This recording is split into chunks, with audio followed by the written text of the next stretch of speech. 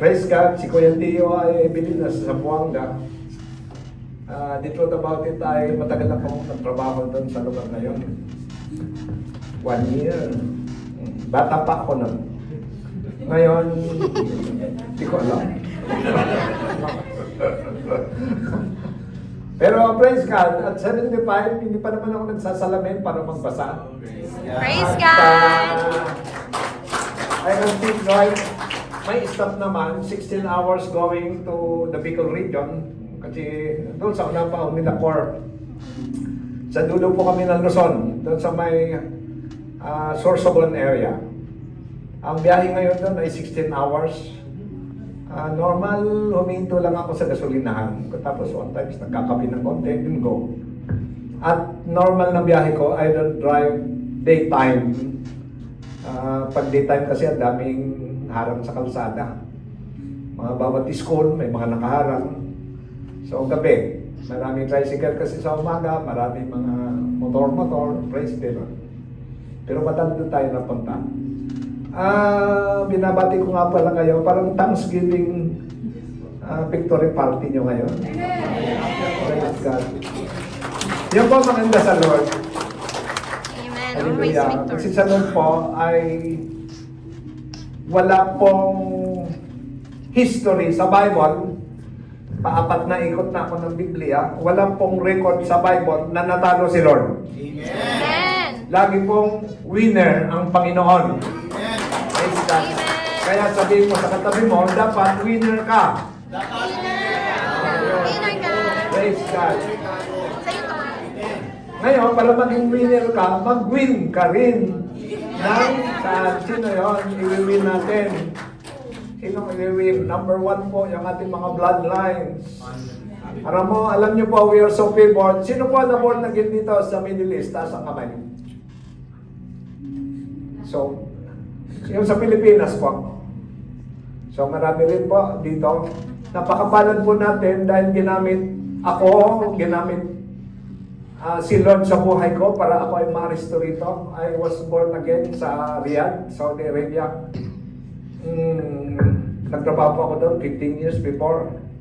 So, hindi po ako bago sa Middle East. Napakapalad mo, kuya, ate, na pagpunta mo dito, linis ka na ni Lord ng dirhams. Pero ang pinaka number 1 na blessing, yung blessing ni Lord na na-aresto ka, ate, kuya. Praise God. Dahil ang kaluluwa natin ay hindi pwedeng tumbasan ng lahat ng dirhams ni Kuya Mactong. Hello? Hindi po. Nasa Bible. Hindi po pwedeng balyuhan ang isang kaluluwa ng anumang volume ng treasure ng mundong ito. Praise God. Kaya po, seryoso ang usapan, pakiusap ko na sa inyo, pag sumikapan po natin na ang ating mga bloodlines ay makakilala sa Lord. Amen. Hello? Huwag lang po dirhams ang ipadala nyo sa inyong mga family. Padala nyo po sila ng word of the Lord. Amen. Hello? Nandito po eh. Pakibukas po ng ating Hello? Sabi po dito sa John 1:1, nakalagay po kasi dito sa victory niya eh. In the beginning was the Word, and the Word was with God, and the Word was God. In the beginning was the Word, and the Word was with God. Beginning was the Word, and the Word was with God, and the Word was God. Sa simula pa lamang ay yung Word. Actually, pag silang naman natin, may Word na tayo, may Word na nga agad tayo eh. Di ba? Paglabas natin sa nanay natin, ano po? Ano po ang unang word? Word po yung Word po yun eh. Ito ba? Sinong hindi nakuha nito? Hindi nyo alam, kasi bata pa kayo. Pero lahat po ng pag hindi nakuha, pinapalo ng doktor. Hindi ko maintindihan kung bakit. May relation ba yan sa Word? Pwede. Pero ayaw ko pong i-post na gano'n ang doktrina. No? Praise the Lord. In the beginning was the Word, and the Word was with God, and the Word was God. So ang salita, tingnan nyo po, no? Word po yan, walang L. Iba po yung word sa word. Yung word, solusyon. Pag nilagyan nyo ng L yan, problema. Ang ibig sabihin po ng word is problem. Kaya nga, si Lord na mismo, si Lord na nga may karapatang magmahal ng word, for God so loved the world. Saan po yun? John 3:16. Pero napakalaki ng warning ni Lord sa 1 John, do not love the world, for the thing of the world is not of the Father, but of the world. Pero iba po ito, walang L. Right? Praise God. Hindi ko alam yung L doon kung pag nilagyan mo, pag siningatan mo ng L yan, probable, baka si Lucifer yun.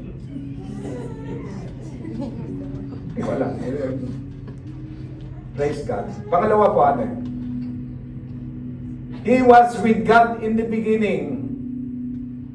So, ang salita ng ito po, na word, ay siya ito eh. Amen. Amen. At sa patuloy kong pagbabasa nito, sa good deeper, lalo ko na unawaan, ang Bible po, ay wala po ditong neutral. Dalawa lang. Obedience, solution. Disobedience, problem. Hello? Then nag-ubi ka, nag-disobey ka, mayroon kang problema, mag-ubi ka, may solusyon. Ito po ang solusyon. Wala po ritong blame game. Kasi ikaw, kasi siya, kasi, wala pong kasi dito. Wala pong middle. Hello? Ang Bible po, walang neutral. May neutral po, yung sasakyan ni Kuya, may neutral doon. Hello? Praise God. He was with God in the beginning. Sa simula pa lang. Ngayon, dapat rin natin maunawaan, the very first word ng Bible, wala po tayong ownership. Anong ownership mo? Wala. In the beginning, God created the heavens and the earth. Ano mayroon ka? Wala.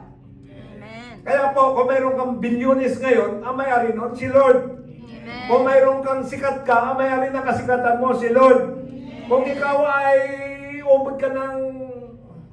Huwag naman, ubod ng nyog. Si Lord pa rin ang may-ari nun. Wala tayong ari-arian. Nakakatakot po umawak ng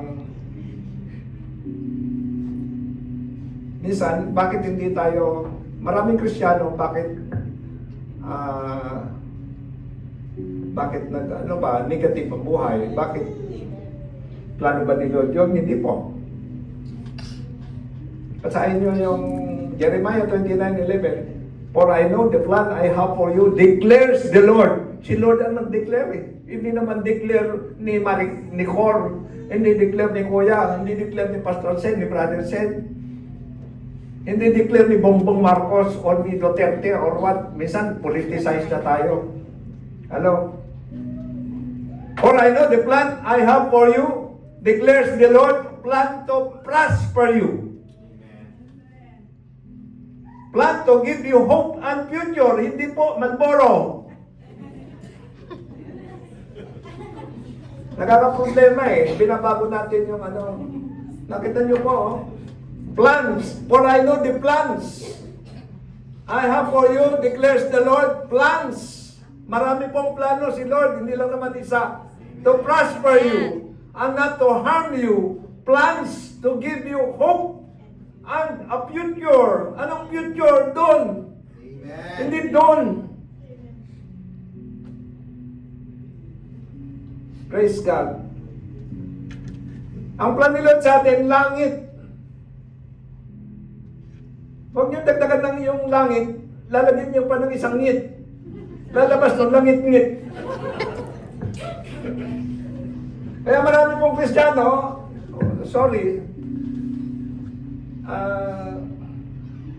Wala, sa totoo lang, wala akong masasabi kay Lord.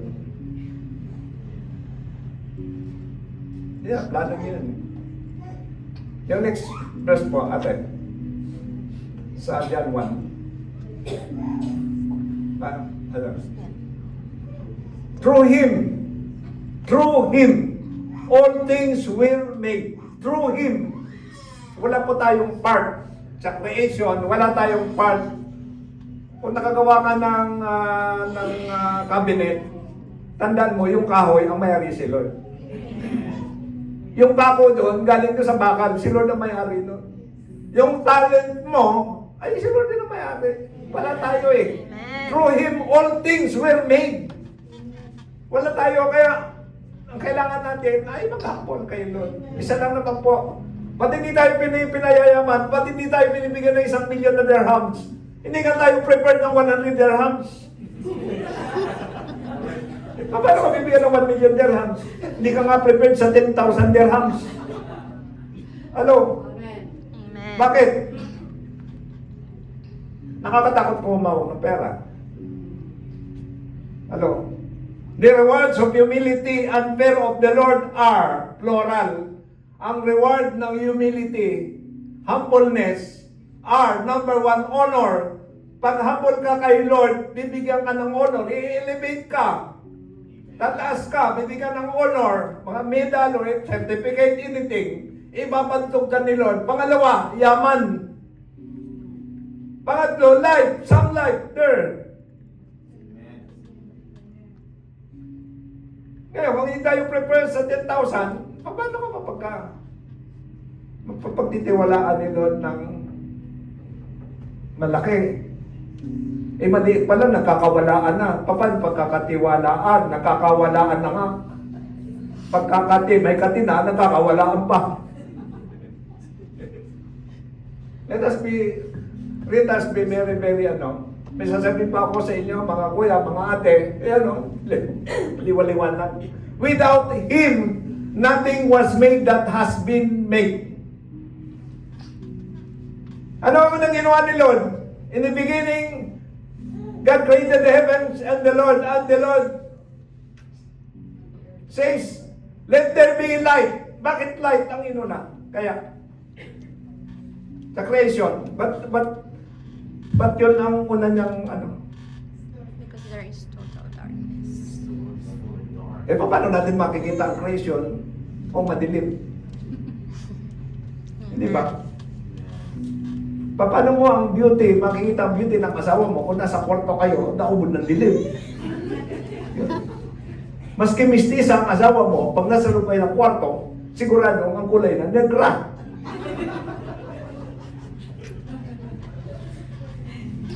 Isa nakakatuwa si Lord eh. Pero yun ang reality. Inuna niya yung light para mag-appreciate po tayo. Kaya nga po, lagi kong ina-encourage. Alam mo, ang isa sa dapat na maraming part ng worship is testimony portion. Why? Hindi lahat ng natulog kagabi Nagising. buhay pa ngayon. Amen. Palakpak po namin sila.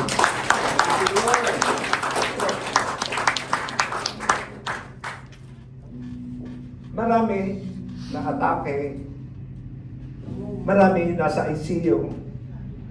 Pag nagtagal ka sa ICU, ang laman ng wallet mo, I don't see you. Totoo yun, napaka-expensive ng ICU. So, itong oras na to, ang dami pong patay somewhere sa Ukraine, somewhere sa Gaza, somewhere sa ibang bansa, somewhere sa Yemen. Why? Because of tinamaan ng missile, tinamaan ng kung ano-anong tama. Napakabalan ko mo, ate, kuya, why? Diyan po sa Yemen ngayon, dahil may civil war, may mga tao dyan na 15 days na, hindi pa po nag-aalmusal.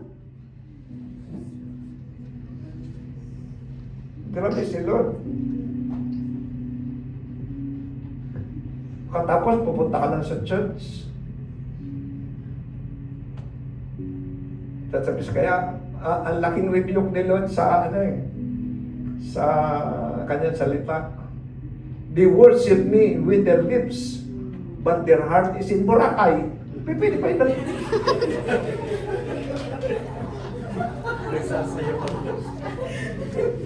Kaya mga ate, mga kuya, nasaan ang isip niya? Nandito ba? Praise God. Palapak po natin si Lord. Kasi nandito tayo eh. Pag napupursik tayo kay Lord, dapat yung ating mindset nandito, yung heart set natin nandito. Love the Lord your God with all your heart, with all your might, with all your soul, with all your mind. Amen. So napupursik tayo kay Lord. Lord, why? If there are 2 or 3 that gather together in my name, I'm in the midst of them. Dalawa tatlo nga lang eh. Eh ngayon, dami-dami. Hindi na dito si Lord. Don't take to the dito presence nyo in Jesus' name. Pasalamatan po natin. Praise God. Eh kung si Moses nga nag-iisa, kinakausap ni Lord, nag-iisa nga lang eh. Why? Okay kasi yung ito eh. Amen. Dito po nakatingin si Lord. Hindi si Lord nakatingin sa figura natin. Dapat kung maganda ka, pati yung inner maganda rin. Amen. Ano? Hindi po siya nakatingin sa figura. Pag maganda ang labas, dapat maganda rin ang loob. Amen. Eh masaklap pa kasi, masama na yung labas, masama pa loob. Wala nang natira. Sorry. Apology po. Thank you, Lord. So pag nagpunta tayo rito,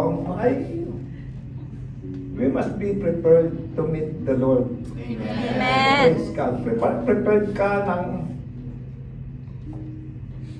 Kaya tama yung pangarap kong bata pa ako. Lagi ako kasi sinisermonan ng aking lola. Kasi lakas ko tumakas yung pagkainan na. Kain. May kapwa pinsan ako na ampun din ng lola namin. Bago matapos kumain, nakadiskarte na ako. Ako pinakamabilis kumain kasi tinatakasan ko yung yung paghuhugas ng pinto. Kaya lagi nagsisermon. Sabi ko, darating ang araw maninermon din ako. Yan ngayon ang nangyayari sa inyo.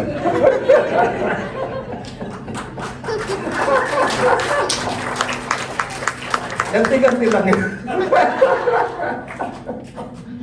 Sige po, dito be serious. Ano po, dito mo, through Him all things were made. Without Him, nothing was made that has been made.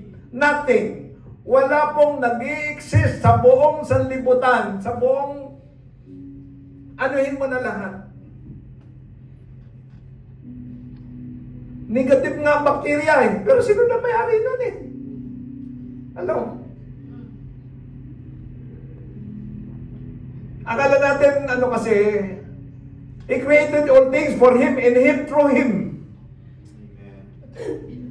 Praise God. Anong disobedience? Sino ang mga nang disobey kay Lord? O sige, tingnan natin si Jonah. Jonah, punta ka sa Nineveh. Kung baka sa sabi ni Jonah ni Lord, punta ka sa Bicol, sa Sorsogon. Si Jonah ay nasa Cubao. Alam niyo naman siguro yun. Ang hinanap ni Jonah na sasakyan ay Victory, papuntang Baguio. Eh hindi pa papuntang Baguio, ang papuntang Bicol. Magkapaligtad yun. Parang then what happened? Pwedeng utusan ni Lord. Kasi may-ari ng Baguio, si Lord. Amen. Ang may-ari ng Kidlat, si Lord. Ang may-ari ng Dilubyo, si Lord. Ang may-ari ng Lindol, si Lord. Ang may-ari ng lahat. Naliwaliwanag eh. Amen.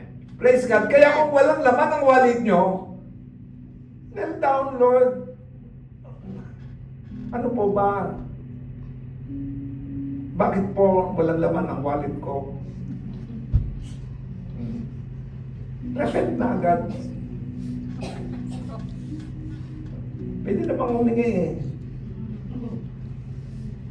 And God answer. Call unto me, I will answer you. Call unto me, I will answer you, and I will show you great and mighty thing. Call unto me, I will answer you. You don't call, I don't answer. Ganun lang yun. Hindi ka tumawag. Ba't ka sasagot? Hindi ka naman tumatawag. Why? Si Lord po ang reverence dapat nagmumula sa atin. Ano? Diba? Tayo ang nangangailangan kakulangan, siyempre ikaw ang manghihingi. Ask and it will be given to you, bibigyon. Seek and you will find it, mata.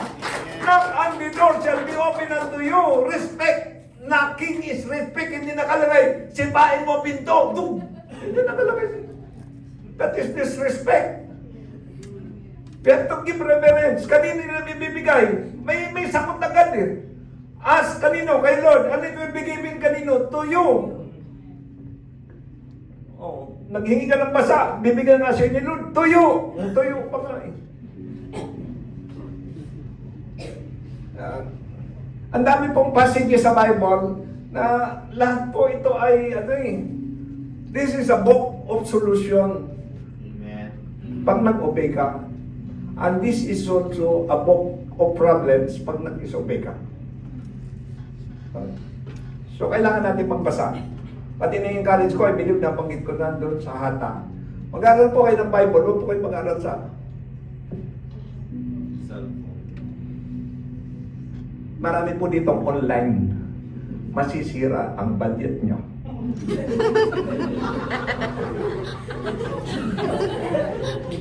Totoo ba? Hello? Ang dami natin mga balot-balot sa room dahil dito na di naman kailangan na bibili. Di ba? Ako po, may din ako sa online, why not? Kasi kailangan ko ng tools. Kailangan ko ng gamit. Pero yung mga nandito lahat eh. Pampaganda, pati pampapangit nandito eh. Lahat daw nandito. Kung mag-aaral po kayo ng Biblia, may book naman eh. Amen. Why not meditate the book? Ano ang instruction ni Lord? Ipako nga yung kanyang salita sa mga hamba. Ipako sa mga dingding. Yung kanyang word, ipako. Para nakikita natin araw-araw mayroon tayong gabay. Paano tayo magagabayan kung itong ginagamit natin? O mamaya nag-ring. O nagbabasa ka, biglang nag-ring. O yun. Anak, kailangan ko ng dirhams. Wow, yari na yung iyong pag-aaral. Praise the Lord. Ngayon, pakiusap po, mga ate, mga kuya, kasi para naman tayo nag-abroad. Ito po, practicality. Because the Word of God is a very practical book. Dito po nanggaling ang word na calculator. Calculator, dito po galing. Sino may sabi? Si Lord, Jesus mismo. Kung mayroong kang gagawin, umupo ka, calculate the cost. Kasi sabi ni Lord, pag hindi mo tatapos, pagtatawanan ka. Matuto po kayo mag-calculate ng inyong income. Hello? Kumikita kayo ng 2,000, ang gastos mo 2,002, abulado ka na agad. Hindi na reality, mga kuya, mga ate. Do not go on with, advertising lang yun, technique lang o ng technology ng business. Ang sarap pakinggan eh, di ba? Alam mo, meron akong credit card. Yung credit po, napakaliwanag sa Tagalog nun, ang tawag ng utang. Utang card. Ano? At yung utang, lagi pong may interest. Praise God. May marami po, may mga kapatiran kami, may mga problema. Sino po may problema dito sa pump? Chat, kita mo. Ito po, sasabihin ko po sa inyo, this is an encouragement.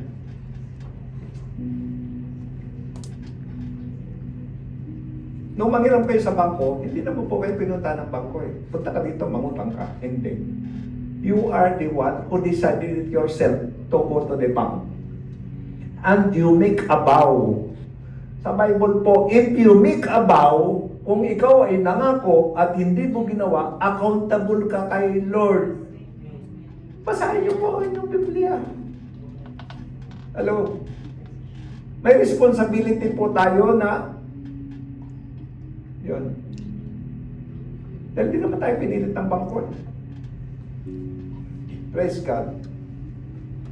Ano ang gagawin kung may problema? Ito po ang problema pa ng mga nating mga Pilipino. May problema na. Ang kakausapin ka po Pilipino, bangko ang kausap mo, punta mo yung bank.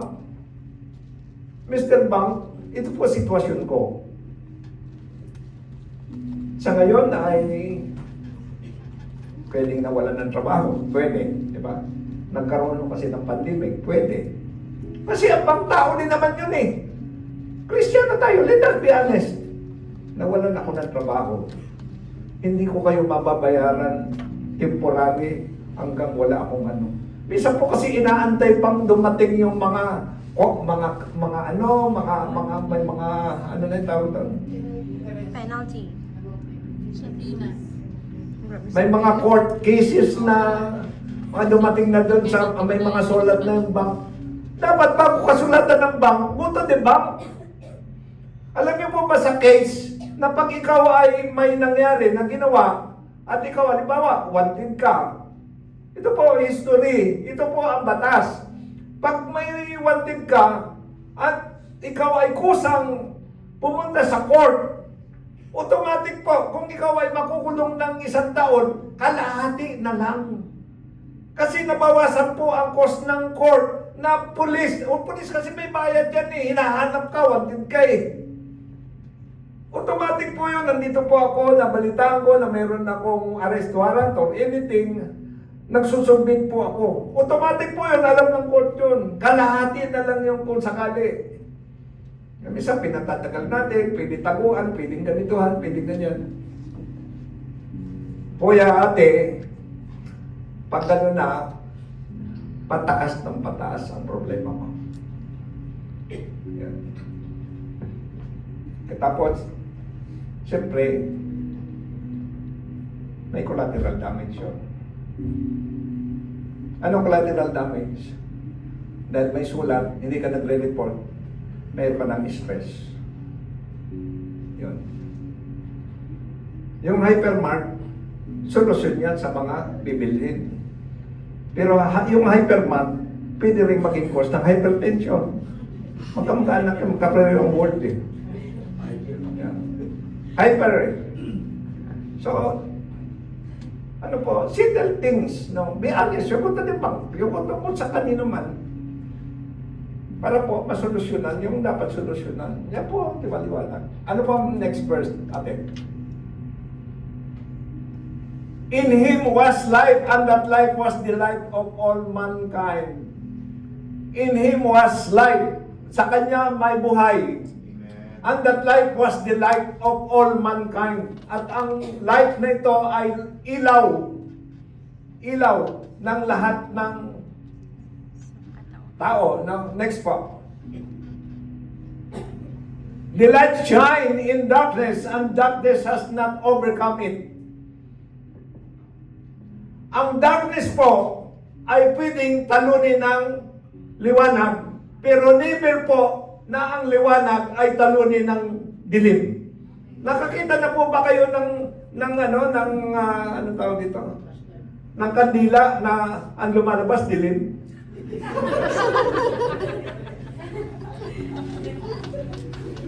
Kung mayroon nun, bibilin ko. Bayaran ko yung dollar pa. Hindi po pipiling talunin ng darkness ang light. Amen. Ano po natin si Lord? Ito po sinasabi ko, may apat na parte ng buhay natin na nag-a-affect po sa atin. Ano? Na dapat itong number 1 na to, na unang sinabi ni Lord, let there be light. Sino ba yung light? Jesus. Si Lord. Amen. Pero tandaan natin, yung light, mayroong kalaban darkness. Sabi po sa Ephesians, we wrestle not against flesh or blood, but we wrestle against principalities of darkness in higher places. Kaya sometimes, yung mga panalangin natin, magpakatotoo tayo sa prayer natin. Kasi si Daniel, nung nananalangin, look at your book in Daniel. Sabi doon, sa simula pa lang ng panalangin mo, may kasagutan na, kaya lang may trouble doon sa taas. May battle. Kaya na-delay yung dating. Why? Hindi nandiyan lang sa, hindi ko alam kung ilang thousand feet high sila. Nandiyan sila. Hello. At ang mga demonic forces po, hindi sila. 24/7 silang nakamulat ang mata, kaya pupula ng mata ng mga Hindi natutulog yung mga yun. Wala sa kanilang puyat-puyat.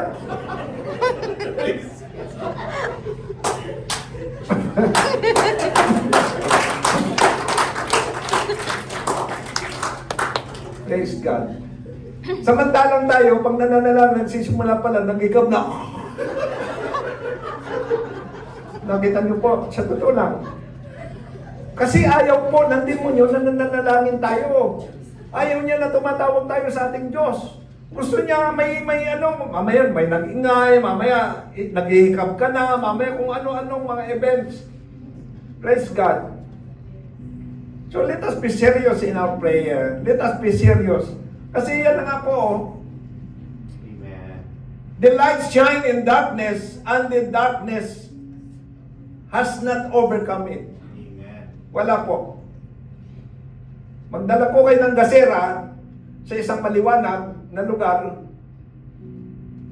na ang ilaw niya ay dilim, wala. Kandila, hindi po. Liwanag pa rin naman. Sindihan mo, liwanag pa rin eh. Hindi po pwedeng, nakalagay na po sa Bible. Ngayon, kung liwanag ka, dapat naliliwanagan mo rin yung, di ba? Naliliwanagan mo rin yung kasama mo sa trabaho, kaibigan mo. Kasi tayo ano tawag doon? May responsibility tayo na ipamahagi yung kanyang salita, yung word niya.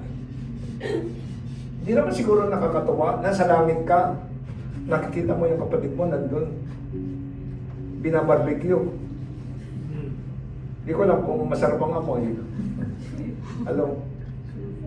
So, responsibility natin nun. Sino ang responsibility natin?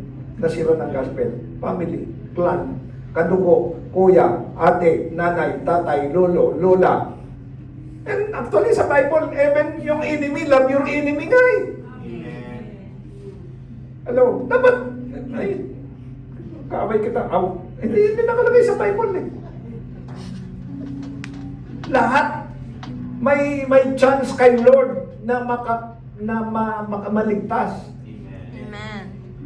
Pinakusa po si Lord sa lahat, hindi lamang sa even to our enemies. Praise God. Praying na ang ating mga pamilya, sino mga pamilya rito? Almost Christian na ang pamilya. Kita nyo? Isa't kalahati lang meron. Yan. Hindi ganun kadali. Mga kuya, mga ate. Ako, yes. Almost lahat. Praise God. Praise God. Pangatawanan natin. Amen. Yung kaligtasan ay hindi lang sa akin at sa iyo. Ang kaligtasan po ay para sa lahat. Amen. Kaya dapat po nating gawin yun. Hallelujah. Ano po ang word niya? Ano ba ang word? My word is a lamp unto your feet and a light unto your path. Amen. Ang salita ni Lord, yung pinag-usapan natin, na word niya, ay ilaw ng ating paa at liwanag ng ating dadaanan. Ba't kailangan ni Lord na natin ng maliwanag at dadaanan? Para huwag tayong mapako, para huwag tayong matisod, para huwag tayong makaano ng bato, huwag tayong makita natin ng ahas, makita natin anything. Ganun po tayo kamahal ni Lord. Pero at the end of the day,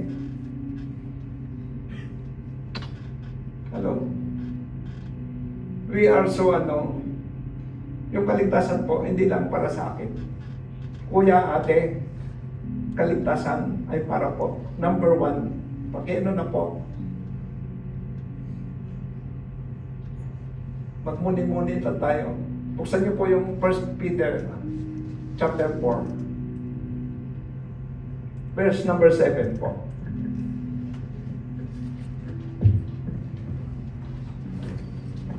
Chapter 4. The end of all things is near. Amen.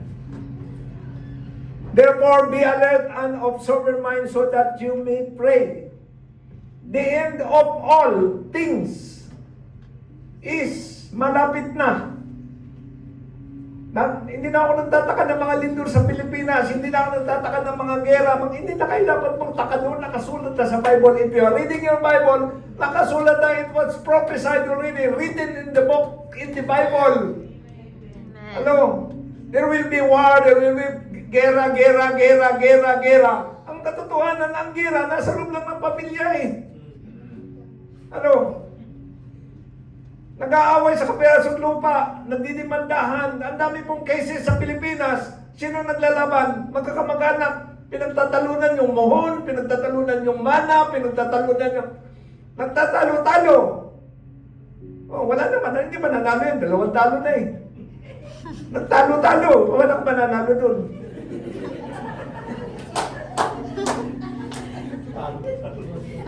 Dali lang naman intindihin nun.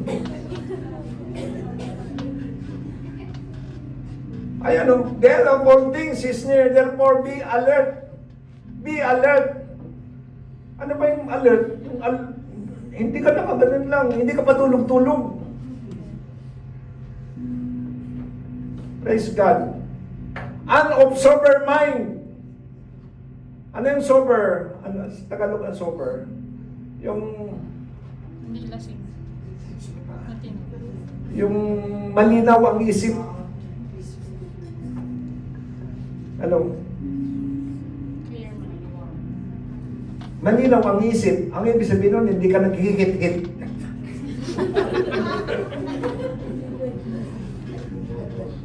Kristiyano ka, nagkikit-hit ka. Sino ba naman yan? Paano lilin ang isip mo doon? Yan. Ano ang reason? So that you may pray.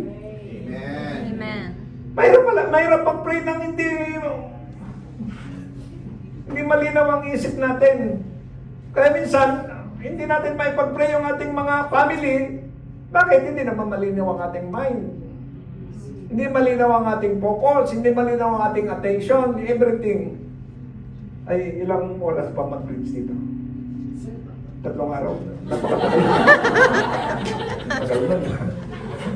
Kapag wala si ate. Saka maiwanan. Sa Lunes ang alis ko. Praise God. Next po, ate.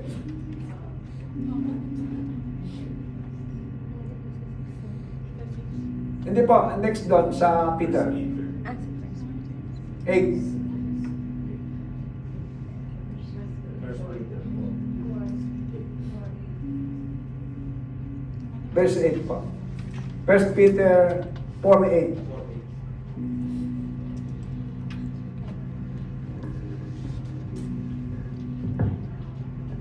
Above all na naman. Kanina, all. May all din eh.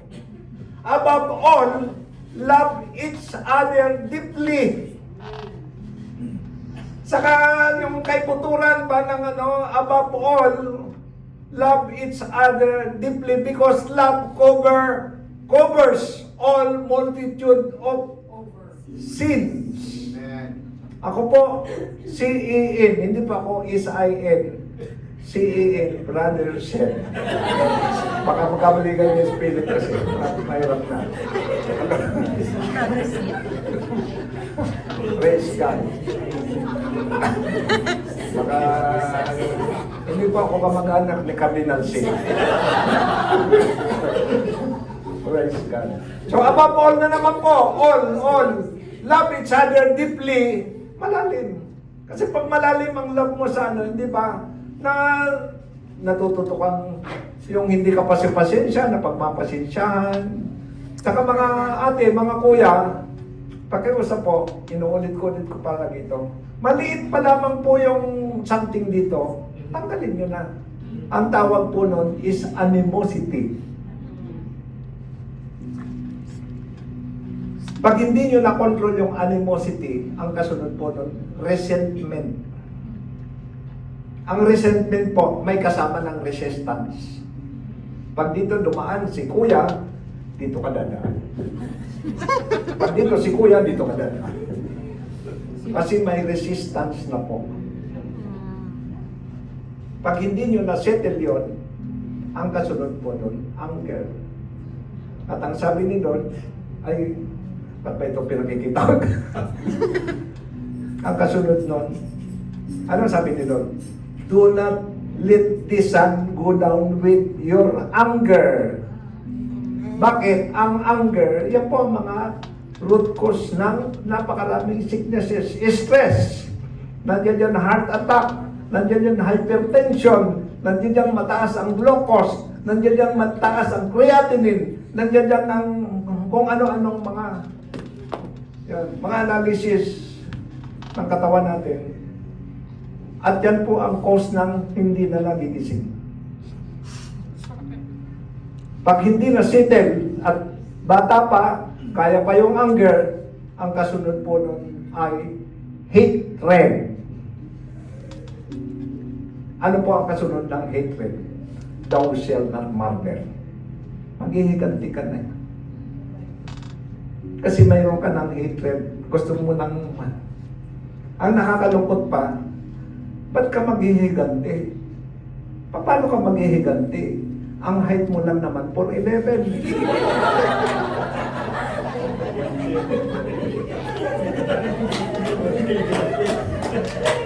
Palapakan po natin si Lord. Gusto mo maghiganti, dapat kasi taas kang gulayan. Anakites. Diba? Maghiganti ka, liit-liit mo. Praise God. So, ngayong araw po na to, maraming salamat. Ano ba to? Victory party? Something? Nakalagay victory. Hindi naman nakalagay victory liner. Dahil lomos yun. Praise God. Ayan po. Hayaan natin na, kasi pinag-uusapan natin yung word ni Lord. Let us be a man and woman na nag-meditate nito. Amen. Hello. Hindi po nakalagay dito, study the word eh. Nakalagay meditate. Kasi ito na po ang napakaraming alitan ng mga doctrines eh. Pinag-aaralan yung salita ni Lord. May mga ka-chat group ako ng mga bishop. Ang dami ko po mga pastor na ka-chat group na ko. Nakita niyo naman po yung mga baptist. Ilan ang baptist natin na nagsisimula? Isa lang eh. 10 na ang baptist ngayon. Sa kaaaral. Pinag-aaralan ito. Hindi po nakalagay dito study the word. Nakalagay dito meditate the word day and night. Iba po yung meditation kaysa studying. Hindi po ito pwedeng gamitan ng microscope. Ay, ganito pala yun.